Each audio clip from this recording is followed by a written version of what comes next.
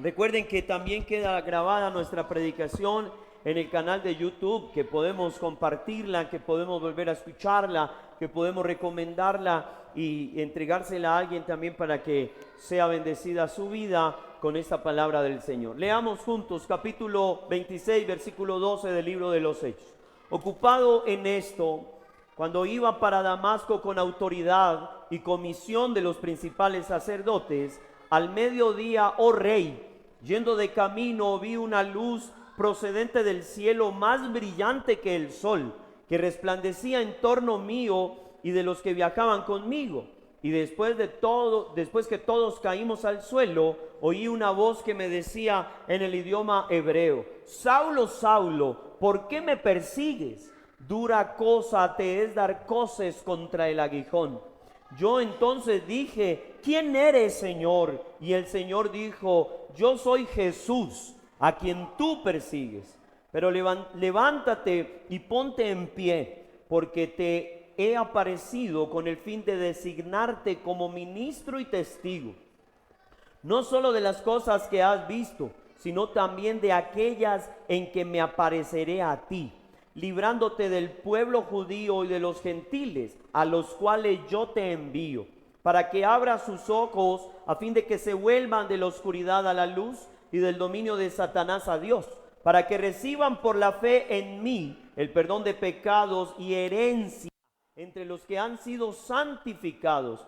Por consiguiente, oh rey Agripa, no fui desobediente a la visión celestial, sino que anunciaba primeramente a los que estaban en Damasco y también en Jerusalén y después por toda la región de Judea y aún a los gentiles, que debían arrepentirse y volverse a Dios, haciendo obras dignas de arrepentimiento.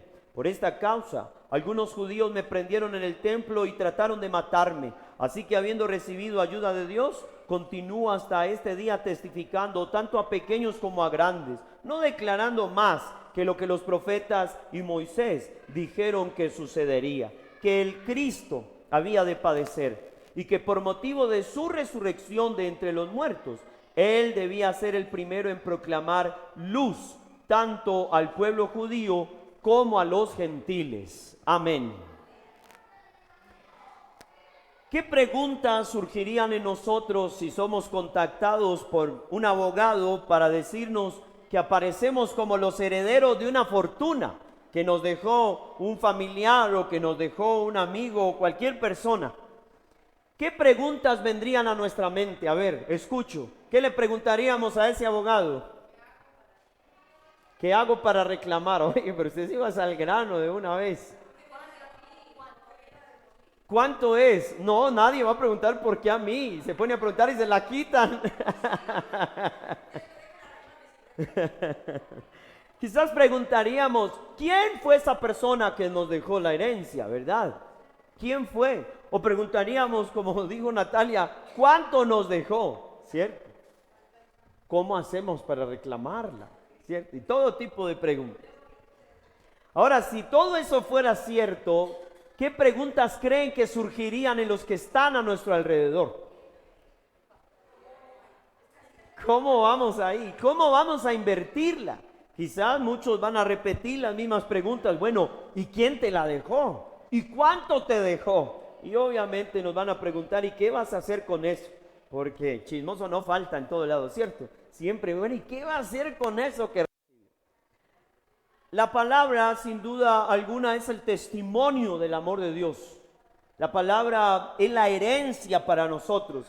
Pero al parecer, lo que vemos en el mundo hoy es que somos muy pocos los que queremos reclamar esa herencia. Somos muy pocos los que estamos realmente interesados en esa herencia, no solo por saber cuánto es o qué es, sino sobre todo en conocer a ese que nos la dio, a ese que nos dejó semejante herencia y semejante riqueza, y preguntar también que, bueno, pues aparte de dejárnosla, como cuál es el requisito para poderla recibir, como decía Somaira, ¿y qué tengo que hacer con eso? ¿Me lo dejó así solo por dejármelo o me dejó encargado algo para que haga con semejante herencia? Yo logro ver que básicamente es lo que sucede con Pablo en el pasaje. Es lo que Pablo experimenta solo que Pablo no es contactado por el abogado del muerto, sino que Pablo es contactado por el muerto mismo, porque es ese que murió y resucitó y que ahora está en gloria, transformado, el que se le aparece a Pablo, al que él andaba de guapo persiguiendo. Usted se imagina el susto que pudo tener Pablo en ese momento. Usted se imagina lo que pudo sentir cuando, rodeado por semejante resplandor, cayó al piso y rendido en el piso, él pregunta: ¿y quién eres, Señor? Y de repente escucha la voz diciendo: yo soy Jesús, al que tú estás persiguiendo. Es decir, no me persigan más, me tienes enfrente, ¿qué vas a hacer? Pues Pablo está reducido. Pablo lo que tiene que sentir es todo un horror. Y obvio, esto deja claro algo, que todo aquel que persiga o que es más bien perseguido por el evangelio, realmente está persiguiendo al Señor. Y como el Señor sale incluso a nuestro encuentro o a nuestra defensa, dependiendo del lugar en el que nosotros estemos. Todo aquel que se rebele contra su palabra, todo aquel que se rebele contra alguno de sus siervos, se está rebelando contra él mismo. Pablo no estaba persiguiendo a Cristo, Pablo estaba persiguiendo cristianos. Pablo está encarcelando, está azotando y tiene autorización para ir a Damasco y poder apresar y seguir en toda esa empresa que había emprendido.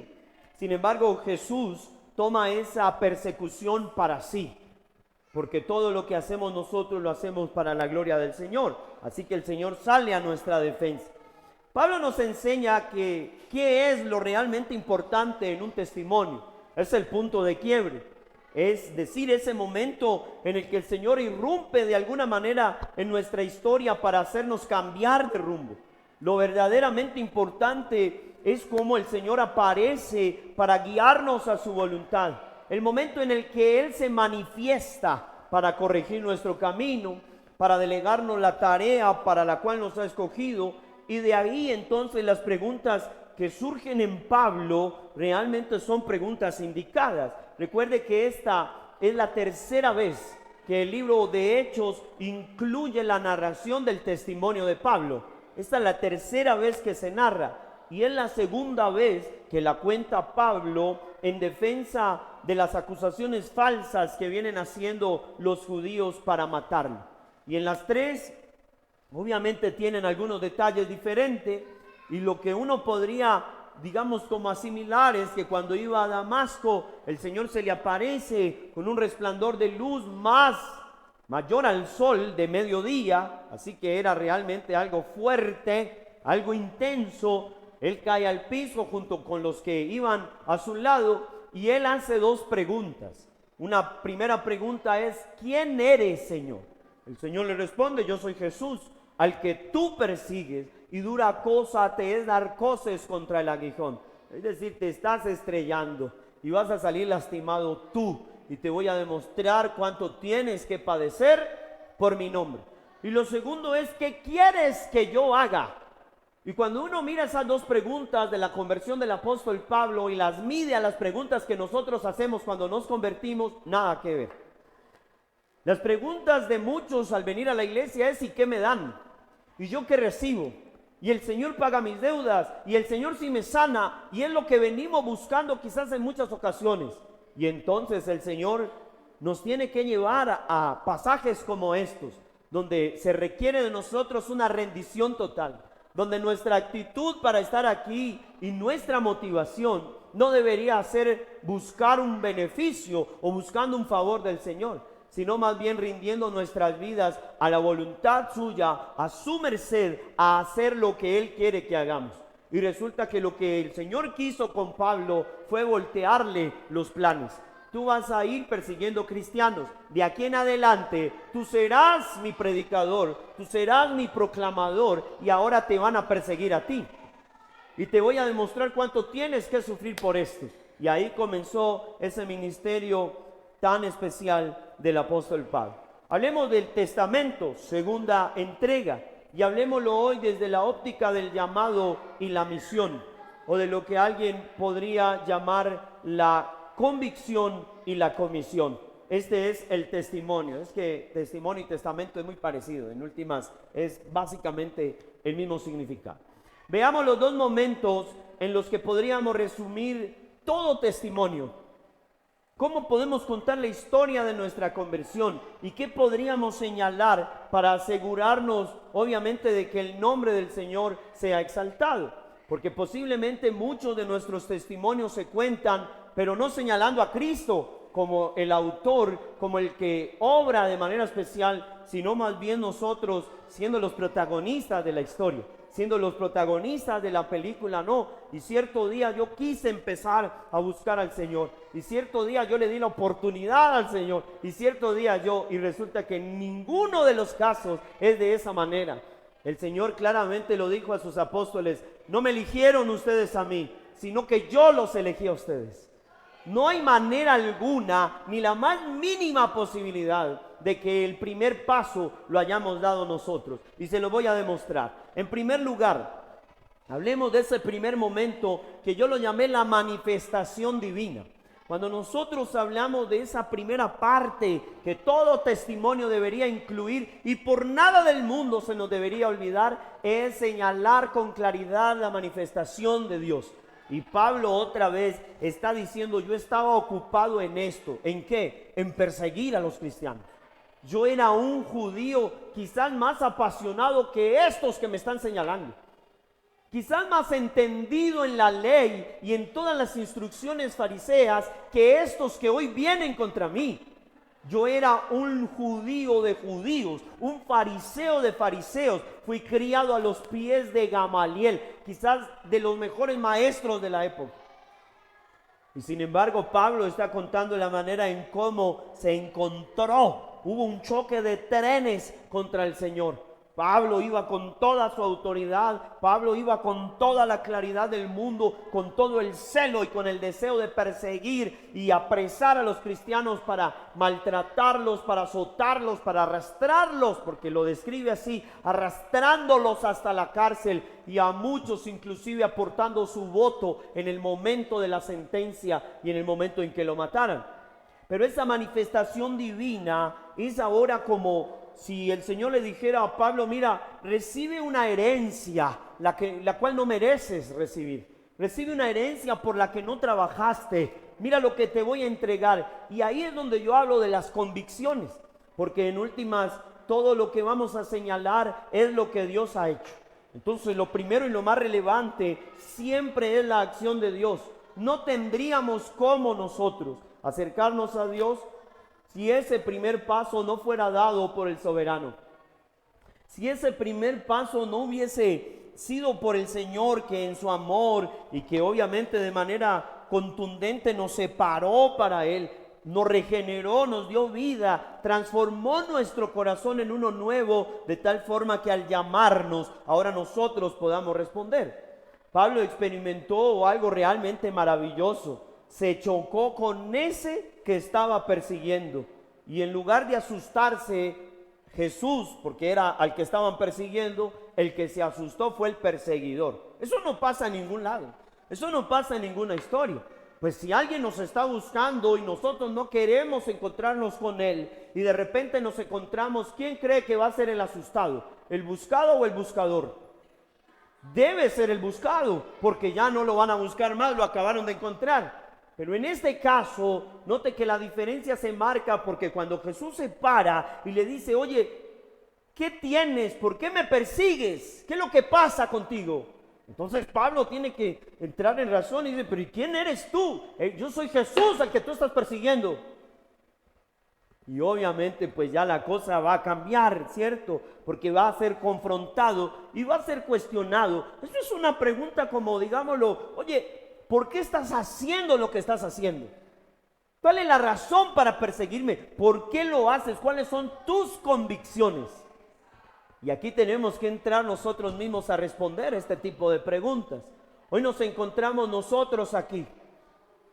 Quiera creer usted o no, si es designio del Señor o si fue porque usted quiso o el calor lo trajo hasta acá. Yo no sé quién lo traería. El hecho es que hoy estamos aquí. Y hoy el Señor está preguntándonos: ¿y cuáles son tus convicciones? ¿Cuál es la razón para estar aquí? ¿Por qué haces lo que haces? ¿Y por qué lo haces de esa manera? ¿Por qué no de otra si hay tantas formas para hacerlo? ¿Por qué estar aquí? ¿Cuáles son esas motivaciones? ¿Cuáles son los fundamentos que nos mueven a hacer? Nosotros como cristianos deberíamos ser movidos en cada decisión y en cada paso por principios de la Escritura, por principios de la palabra. Obviamente no somos de los que creamos que la Biblia tiene que ser traída tal cual se vivió allá e implantarla aquí tal cual ahora, no. Pero conociendo el principio que se enseña allá, entonces ahora hay un principio que aplicar aquí. Porque los principios sí son aplicables en todos los tiempos.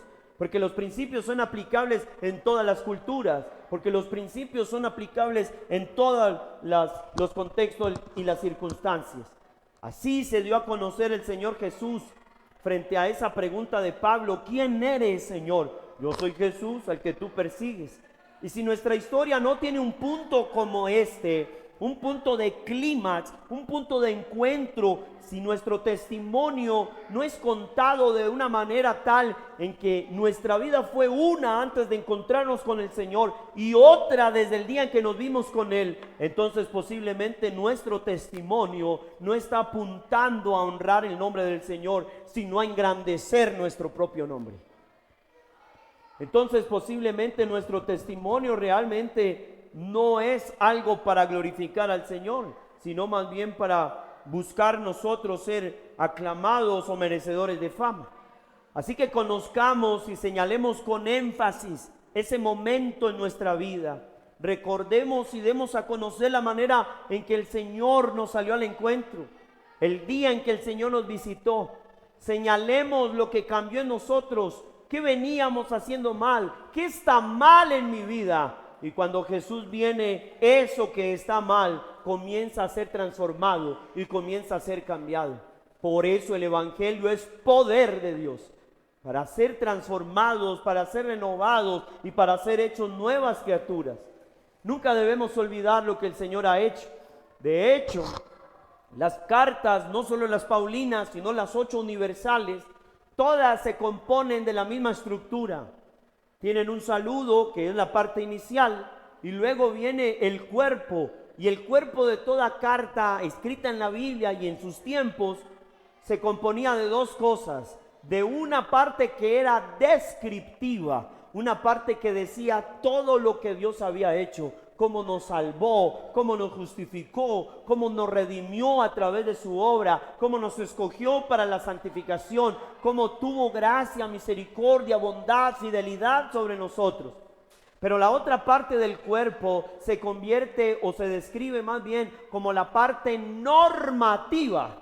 No es una parte ya solamente por conocer, no es una parte solo para saber qué fue lo que Dios hizo. Ahora es el reto y el desafío que tenemos. Así que como Dios hizo esto por nosotros, cada uno compórtese como es digno del llamamiento con que Dios lo llamó. Cada uno viva, sea imitador de Cristo, viva para su gloria. Y esto lo vemos en todas las cartas de la Escritura. Y cuando nosotros señalamos esas partes, entendemos una descripción y una prescripción. O sea, una norma, algo que tiene que ser para nosotros una motivación, un desafío a poder responder. Entonces, por más que pensemos que estamos agradándole al Señor, de vez en cuando es bueno responder la pregunta que hace Jesús. ¿Por qué estás aquí? ¿Por qué haces lo que haces? ¿Por qué me persigues? Bueno, la motivación de Pablo era perseguir cristianos, arrestarlos, azotarlos. La motivación nuestra, ¿cuál es? Hay mucha gente viniendo a iglesias, pero no sabe ni por qué ni para qué. Hay gente viniendo a iglesias buscando un milagro, buscando una sanidad, buscando esposa o buscando bendición o buscando prosperidad. Y la pregunta es, ¿será esa la razón por la que Cristo se manifestó? Por eso Pablo está siendo descriptivo y Pablo está mostrándonos en primer lugar esa manifestación, cómo el Señor se mostró a él para transformarlo, para cambiarlo, para renovarlo y para hacerlo una nueva persona. Y nuestro testimonio tiene que enfocarse en eso. Nuestro testimonio tiene que señalar cómo era nuestra vida antes de él y cómo es nuestra vida hoy después de conocer a Jesús. Si nuestra vida no ha sido cambiada, si nuestra vida no ha sido transformada, entonces posiblemente nuestro testimonio todavía no ha empezado a escribirse. Nuestro testimonio no ha comenzado como debe ser. Nuestro testimonio todavía entonces le falta una parte, y es la parte de lo que el Señor hace. Y si el Señor no ha hecho nada, entonces no hay nada por contar. Y de ahí que muchos quizás nos privemos de abrir la boca. Y de ahí que muchos digamos, no, yo más bien no le digo a nadie que yo estoy yendo a una iglesia. No, yo sigo al Señor, pero calladito y en secreto. Aquel que tiene cómo demostrar, aquel que tiene como una oportunidad de exaltar al Señor, no la va a echar a perder. El Señor se ha manifestado en toda nuestra vida y en toda la historia de manera clara, de manera real, para salvarnos, librarnos como humanidad perdida a través de ese plan de salvación. Y ya lo hemos visto y lo podemos señalar en la Escritura. El Señor lo ha hecho con amor, el Señor lo ha hecho con poder, el Señor lo ha hecho aún con dolor, permitiendo exilio, dificultades, enfermedades, muertes para llamar nuestra atención. Y la pregunta es que nosotros hoy tendríamos que responder es si nosotros realmente hemos respondido al Señor con esa claridad con la que Él nos pregunta. Si tenemos la motivación correcta, si realmente hemos logrado por Él y por su gracia vencer también ese pecado, alejarnos de esa vida pecaminosa, morir al mundo y ahora pues vivir para la gloria del Señor. Así que la manifestación de Dios es clara y muy evidente. Yo creo que nadie podría dudar del amor de Dios, de la gracia de Dios, de la fidelidad de Dios, del perdón que Dios nos da para hacernos volver a Él y para librarnos de la condenación. Y esa es la primera parte de nuestro testimonio. Tendríamos que hablar de lo que Dios ha hecho en nosotros, de la manifestación divina. Recuerda por un segundo cómo se manifestó el Señor, cómo llegó a ti, cuándo llegó. En un momento de perdición, en un momento de locura, quizás en un momento de enfermedad, de tristeza, de angustia, de necesidad, en un momento extremo quizás para nosotros, y el Señor de manera oportuna llegó a tocar la puerta y el Señor se manifestó, o quizás venía haciéndolo hacía mucho tiempo, pero no había oídos para escuchar su voz, pero no había cómo responder a Él. ¿Por qué? Porque todavía nuestro corazón estaba endurecido. Pero hubo alguno de todos los golpes del Señor, hubo alguna de todas las maneras del Señor que fue certera para quebrantar, que fue la propicia para podernos hacer caer rendidos y humillados delante de Él. Nunca olvidemos contar nuestro testimonio y señalar esa parte en la que Dios se manifestó. Señalar ese momento en la vida en que el Señor salió a nuestro encuentro a confrontarnos y a quebrantarnos de tal manera que nosotros pudiéramos responder con certeza a lo que Él quería que nosotros supiéramos. Porque no era que Él no supiera qué estaba haciendo Pablo. Obviamente el Señor lo sabía, pero la pregunta es más reveladora para Pablo que para el mismo Jesús. La pregunta del por qué estamos y cuál es la motivación y cuáles son las razones realmente es reveladora para nosotros, no para el Señor. El Señor sabe con qué corazón estamos. El Señor sabe qué es lo que estamos persiguiendo. El Señor sabe si venimos enfermos o si venimos con una motivación correcta o incorrecta. Porque muchos podemos estar viniendo para que el Señor haga un milagro en el otro, en el vecino, en el esposo, en el hijo, o para que el Señor se manifieste, eso sí, en cualquier otro menos en mí. Y desde ahí tenemos que empezar a ajustar nuestras motivaciones. Amén. Entonces, si nuestro testimonio va a ser contado, aprovechemos la oportunidad como lo aprovecha Pablo. Esta es mi defensa. Pero Pablo no se va a encerrar en decir no soy culpable, no soy culpable, no soy culpable. Esto es injusto, esto es injusto. No, lo que Pablo se va a centrar en decir es, miren, vea, les voy a contar la historia desde el principio. Yo era uno como ustedes, más fariseo que ustedes, más celoso que ustedes, más comprometido que ustedes. Ustedes todavía no han empezado a hacer lo que yo hice. Perseguir cristianos, maté cristianos y tenía inclusive cartas firmadas por ustedes mismos para ir a perseguirlos en ciudades extranjeras. Pues resulta que cuando iba de camino a ese lugar, el Señor se me apareció. Y ahí empieza la manifestación de Dios. ¿Y quién puede resistirse a la manifestación de Dios? ¿Y quién de nosotros va a escapar de la manifestación de Dios? ¿Y quién de nosotros va a escapar del trato de Dios? Por eso es que Pablo más bien está rendido. Porque Pablo dice, no, si este es el man que yo estoy persiguiendo, es mejor rendirme. ¿Sí? No hizo nada, solo se apareció con un resplandor y lo tiró al piso. Y todos sabemos lo que pasa. Pablo quedó ciego desde ese momento. Ve a tal lugar, a tal dirección y allá se te dirá lo que has de hacer. La segunda pregunta de Pablo era, ¿qué quieres que yo haga? Pregunta que nosotros muchos estamos omitiendo. Solamente nos quedamos preguntando, ¿y quién es usted? Y escasamente alcanzamos a conocer algo del Señor. Escasamente alcanzamos a comprender algo de su revelación, algo de su manifestación. Porque no leemos la palabra, porque no participamos de los cursos y de las reuniones donde se da esa interacción, donde se puede dar ese cambio de mentalidad, donde se vive esa transformación. Entonces lo segundo es más profundo, porque la segunda parte ya no es la manifestación divina, sino la misión humana. Y si lo primero habla de convicción, lo segundo habla de comisión. Lo segundo es la tarea. Lo segundo es, bueno, yo lo llamé y me le aparecí para esto. Para esto. Y ahí viene entonces, no solo que le comparte la herencia, sino que le dice, mira, ahora tu tarea es que esto que yo te estoy dando, tú también vayas a regalarlo, vayas a compartirlo. Y a Pablo se la coloca en un terreno, llamémoslo así, en un terreno minado. Porque si era difícil predicarle a los judíos, imagínense predicar el evangelio en un contexto gentil. Era mucho más complicado. Los judíos al menos tenían claro algunas manifestaciones. Al menos cuando él citara parte o el Antiguo Testamento o los profetas o la Torá o a Moisés o los escritos o a David, las promesas que se habían dado, el judío decía, sí, ya sé de qué se trata. Pero un gentil, ¿qué le iba a decir a Pablo? Un gentil no tenía cómo confirmar. Un gentil estaba en blanco. Y ahí vienen pues las dos posiciones que muchos podemos llegar a tener. Porque hay de todo, ¿cierto? A veces resulta siendo mejor predicarle a alguien que tiene algo de conocimiento frente a alguna situación. Y queda más fácil desde la escritura poderle confirmar. Pero hay unos que por lo poco que saben están tan endurecidos que mejor dicho, eso que saben se convierte en un obstáculo para poder creer.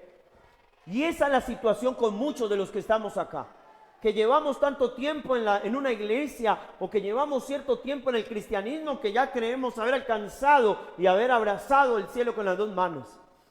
Y ya entonces, sí, ya lo sabemos, sí, ya lo conocemos y hemos endurecido el corazón al punto que cuando la semilla es sembrada o la semilla es expuesta, la semilla rebota, la semilla no produce fruto. Es imposible que cause una transformación a causa de la dureza de nuestro corazón. Porque creemos saber, pero ese creer saber es un conocimiento vano, es un conocimiento muerto, es un conocimiento que no ha dado el fruto de arrepentimiento en nosotros, ni mucho menos nos ha llevado a la realidad, a la humildad, al entender que debemos ser enseñables y que en cuanto al Señor todavía no sabemos nada y estamos en pañales. Pero de manera engreída muchos de nosotros decimos, pastor, yo llevo 15 años en la iglesia. Yo llevo 20 años en la iglesia. Yo llevo toda mi vida en la iglesia. Y la Biblia muestra en el capítulo 3 de Juan a un anciano llamado Nicodemo. Era el maestro que creía saber. Y viene donde Jesús y le dice, maestro, sabemos que lo que estás haciendo, lo estás haciendo en nombre del Señor. Nadie podría hacerlo si no estuviera Dios con él. Pero entonces le pregunta, ¿cómo puedo entrar o heredar la vida eterna? Y el Señor le dice, Nicodemo, tienes que nacer de nuevo. Y hay unas contradicciones grandes, porque si sabía, entonces ¿por qué pregunta? ¿Sí? Y si sabía, ¿por qué no entiende la respuesta? Porque cuando el Señor le dice, debes nacer de nuevo, ¿qué se imaginó Nicodemo? volver a encogerse y volver al vientre de la madre. Eso es lo que literalmente él comprendió. ¿Y qué terminó diciéndole Jesús? No es así. Tienes que nacer del agua y del Espíritu. Es un nuevo nacimiento, papá. Es ser otra persona. Es olvidarte de eso que crees saber. Es desprenderte de eso que es tu seguridad. Es olvidarte de la posición, del renombre, de la fama. Es rendirte realmente y volver a ser un niño para ser enseñable, para ser formado y para ser hecho ya no a la imagen de la corrupción que hay hasta en las esferas religiosas, sino para ser formado a la imagen del Salvador. ¿Y cómo lo dejó? Viendo un chispero. La Biblia poco o nada dice acerca de Nicodemo. Luego de Juan capítulo 3 aparecerá creo que otras dos. Una donde él da un aporte en medio del consejo y dice, pero ¿acaso nuestra ley juzga a alguien sin haberlo escuchado? Y la última, cuando la Biblia dice que mataron a Jesús y que subía José de Arimatea y Nicodemo a reclamar el cuerpo del Señor. Por esos dos relatos, sobre todo por el último, uno puede deducir que Nicodemo logró nacer de nuevo. Porque mientras toda la multitud bajaba satisfecha por haber matado a ese que presumía ser el Hijo de Dios, ahora José de Arimatea y Nicodemo subían a reclamar el cuerpo de ese que había muerto injustamente en manos de los villanos y de los crueles religiosos que no aguantaron por envidia y que no reconocieron a Jesús el Salvador de la humanidad. La tarea es sencilla y la misión humana, pues sencilla de entender y sencilla para nosotros saber cuál es, de identificar, porque dice, pues, yo te mandé a que predicaras sobre todo a los gentiles. Y es la tarea que el Señor ha dado a la iglesia, que seamos sus testigos, ¿verdad? Que llevemos el evangelio a todo lugar. Entonces, luego de saber quién era ese que se le había interpuesto en el camino, el siguiente momento narra la forma en que lo comisionó y lo envió a ser su testigo, tanto a judíos como a los gentiles. Y ahora está en el encargo, ¿sí? Ahora esa es la tarea que le deja al ser llamado a conformar su iglesia, obviamente, y a todos nosotros como sus redimidos. La pregunta que hoy estamos olvidando hacer es la segunda que hizo Pablo. ¿Qué quieres que yo haga? Y las iglesias se están conformando con saber quién es el Señor. Es el Salvador, es mi Redentor, es mi Libertador, y hasta ahí. No decimos lo otro porque no queremos compromiso, porque estamos ocupados, porque no hay tiempo, porque tenemos otros proyectos, otros objetivos, porque tenemos otros emprendimientos que nos tienen, mejor dicho, de tiempo cortico. Pero Pablo está siendo confrontado por aquel que le da el tiempo y le dice, ya no vas a perseguir a los cristianos, ahora tú mismo vas a ser cristiano. Tú vas a llevar el mensaje. Vas a perseguir a los judíos y a los gentiles para que se conviertan al cristianismo. Y esto te va a costar demasiado, Pablo. Y bueno, cuando uno lee los sufrimientos de un apóstol escrito por Pablo, uno dice, Dios mío, yo no sé cómo hay gente hoy que se quiere autollamar apóstol. No han leído ese pasaje.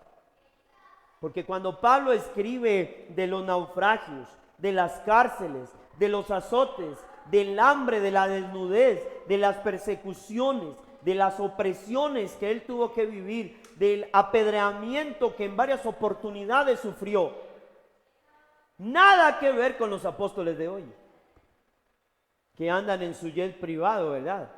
Que manipulan las masas y los creyentes para poder tener su fama y crear su imperio. Es que Pablo no estaba detrás del imperio suyo. Pablo estaba predicando a Cristo, muerto, crucificado y resucitado. Ahora, ¿por qué estaba convencido de eso? Otra vez, porque a Pablo no lo llamó el abogado del muerto a decirle que se había ganado la herencia. A Pablo se le apareció el muerto, solo que ya no estaba muerto, estaba más vivo que él, resucitado. Entonces, cuando, por ejemplo, en la carta a los Corintios le dicen, a ver, ¿y tú por qué te llamas apóstol? No creemos en tu apostolado. Muéstranos las cartas de recomendación. Pablo se indigna al punto que le dice, cartas de recomendación. Si mis cartas son ustedes, yo me los gané para Cristo. Fui yo quien arriesgué mi vida para traer ese mensaje. Y bueno, sí, pues yo no caminé con el Señor, pero yo lo vi resucitado. Y recuerden que es en la carta a los Corintios donde Pablo amplía su testimonio y donde Pablo dice, conozco a un hombre, en la carne no lo sé, en el espíritu tampoco, que fue arrebatado hasta el tercer cielo, que vio cosas que son inefables, las cuales se le prohibió de escribir o escribir. ¿Sabe quién era ese hombre? Él. Y Pablo dice, y para que el orgullo y a causa de la revelación yo no me enalteciera, entonces me fue dado un aguijón en la carne. Aguijón por el cual clamé 3 veces al Señor, me fuera quitado. ¿Y cuál fue la respuesta? No, bástate mi gracia, porque mi poder se perfecciona en tu debilidad. Así que el Señor no nos llamó a hacer esto porque nosotros seamos los más. Al contrario, el Señor nos llamó a hacer esto porque somos los menos, y siendo los menos, su gracia nos sostendrá y la gloria no será para nosotros, sino que la gloria será toda para Él. Y ese testimonio no hay mejor manera de contarlo. Y es la razón entonces por la que Pablo ahora está encargado de semejante tarea, de llevar el evangelio y ya no perseguir cristianos, sino perseguir judíos y gentiles para que se vuelvan cristianos. Tremendo esto. Pero ojo, porque parece que ya nosotros no estamos interesados ni por conocer al Señor, ni mucho menos por obedecer lo que el Señor nos mandó a hacer. Y ahí nos vemos entonces en una trampa del enemigo, donde presumiendo ser iglesia, no estamos haciendo lo que la iglesia debe hacer: ser discípulos y hacer discípulos del Señor. Podemos hacer muchos programas, podemos hacer muchas reuniones, podemos venir mucho a la iglesia, pero si no somos discípulos suyos y no hacemos discípulos para Él, perdónenme, todavía no hemos empezado a escribir el testimonio. Todavía no estamos haciendo lo que Él requiere y lo que Él demanda de cada uno de nosotros. La razón entonces por la que estoy en la cárcel, dice Pablo, es porque estoy cumpliendo ese mandato. Y le dice, ¿y cómo no lo voy a cumplir? Si el que estuvo muerto y ahora está resucitado se me apareció. Y mire, cuando iba persiguiéndolo a él, a los cristianos, él me dijo que ya no lo persiguiera, que persiguiera a los otros, predicara a los otros para que se convirtieran en cristianos. Entonces, ¿usted qué haría? ¿Qué tengo que hacer? Tengo que obedecer. Y por esa razón estoy aquí en la cárcel. Sí. Y esa segunda parte, donde luego de conocer lo que el Señor ha hecho, nos dice lo que debemos hacer en obediencia a su palabra. El llamado es el hacer, es el servicio.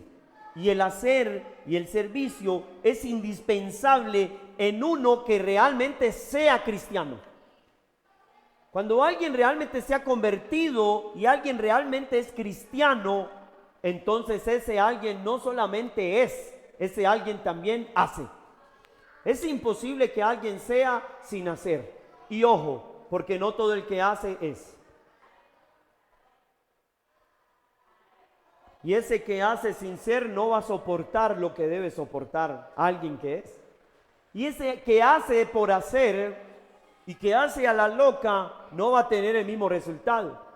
Y ese que hace sin convicción propia resultará haciendo y contradiciéndose. Pero ese que hace porque es y porque ha sufrido esa transformación y ese encuentro con el Señor, nunca dejará de hacerlo. Así lo amenacen, así le quiten la vida, así lo persigan, así lo encierren en la cárcel, así lo cuelguen de un madero, lo metan en la guillotina. No había nada que pudiera detener a estos hombres que habían tenido un encuentro con el resucitado. No había forma de cambiar el testimonio, y no puedo decir esto para que estos no se ofendan, de malas que se ofendan. Y Pablo lo está haciendo delante del rey, pero delante también de los judíos. Eso es algo inseparable del cristianismo, es inherente. Si hemos sido transformados por su verdad y la verdad provoca en nosotros el predicar la verdad, el llevar el evangelio. Y en esa parte lo que resalta es la comisión, el ser enviado. Ahí lo tomó como apóstol. Yo te envío a los gentiles, porque a los otros pues ya los había enviado también. Entonces mire tan tremendo es, a proclamar el evangelio de Jesús a toda nación. Y esto no ha cambiado. Si algo debe señalar nuestro testimonio, no es solo la manera en que Dios se manifestó, sino la manera en cómo nosotros ahora vivimos para agradar al Señor y para cumplir el mandato que Dios nos dio. El mandato de la iglesia sigue siendo igual: salir, llevar el evangelio, dar a conocer el sacrificio de Cristo, convocar a todos los que por el Espíritu puedan comprender, responder a ese llamado que el Señor les está haciendo para que regresemos a Él en arrepentimiento y rendidos a los pies del Señor. Quien logra conocer semejante revelación dada por el Espíritu, entenderá también la misión.